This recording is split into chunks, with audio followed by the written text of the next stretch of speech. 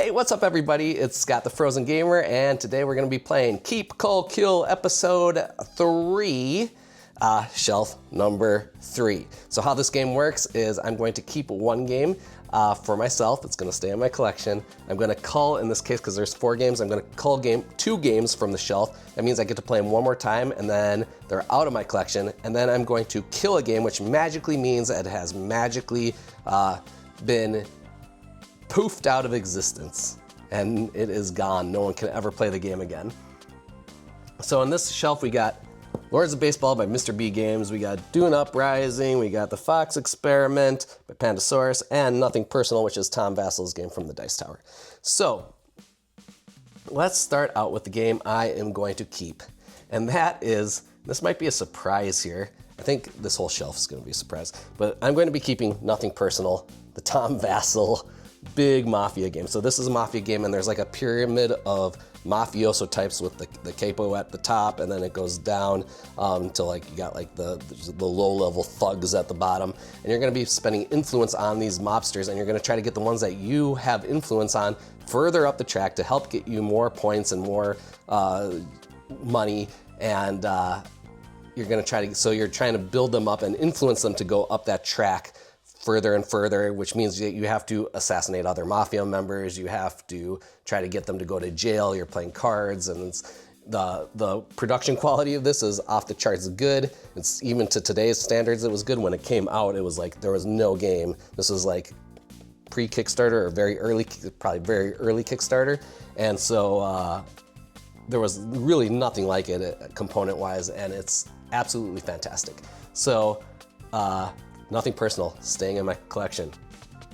So what's the first game I'm going to cull? I get to play it one more time, and then it's out of my collection. That's going to be The Fox Experiment. So The Fox Experiment is a game where you are trying to breed foxes as pets, which was based off of a real study that was, not study, but experiment that was done. And it's a big dice rolling game. You're rolling, by the end of the game, you're just rolling tons of these custom dice that are made, and you're going to be naming your foxes, which is the stupidest touch but the nicest touch to a game ever, because all of a sudden your emotion gets attached to them because you created these foxes and named them yourself. So kudos for them to allow you to do that. And eventually, but you might not keep that fox the whole time. It goes out and they can be drafted by someone else after they are babies and able to have babies themselves. So again, that's basically like you're trying to get traits of the foxes, and it's just the better traits gives you the more powerful foxes and gets you more points, and it's a great, great game. So now we're down to Lords of Baseball and Dune Imperium Uprising. And my second cull is going to be Lords of Baseball. So this is like from the dead ball era of baseball, where you're like a manager of a team.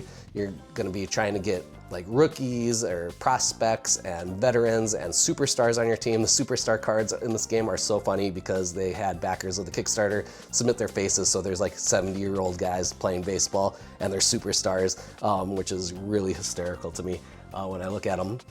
Those cards, it just makes me laugh every time. It's a really good managing game that no one knows about except Dan King, who did a review on it, and you can watch his review. It's really good, from the Game Boy Geek, and it's a quality game, and I have a blast with it. And they just came out with a solo mode, an official solo mode, so I haven't played that yet and would like to try that out. So that's my cull. I'll be able to play that solo mode one time and then it's out of here. So that means I am killing, shocker, Dune Imperium Uprising. Well, there's 2 reasons. The first reason is that there's Dune Imperium. So if I wanted to play Dune Imperium, I could still play it. It's just not the Uprising version. But even if Dune Imperium didn't exist, it would still be the game I culled because, one, the IP, I like Dune, but I'm not a huge, I'm not in love with the theme of Dune. I'm not a huge Dune fan, even though I like the movies and never read the book. So Dune would be, the theme isn't a huge hit for me, and I'm not a big deck building fan. So that is also, which is one of the main mechanisms of the game. It has other mechanisms as well, of course, but one of the main mechanisms is deck building, and I don't love that mechanism compared to the ones that are in these games. So that would be why it's gone, and there's other, if I do want a game that's similar to it, there's Lost Ruins of Arnak. There is, even if Dune Imperium, just base Dune Imperium didn't exist, there's still Lost Ruins of Arnak, Endless Winter, and I'm sure more and more are coming out. So that is it. Shelf 3, Episode 3, Keeping Nothing Personal, Culling the Fox Experiment, Lords of Baseball, Killing Out of Existence, Dune Imperium Uprising.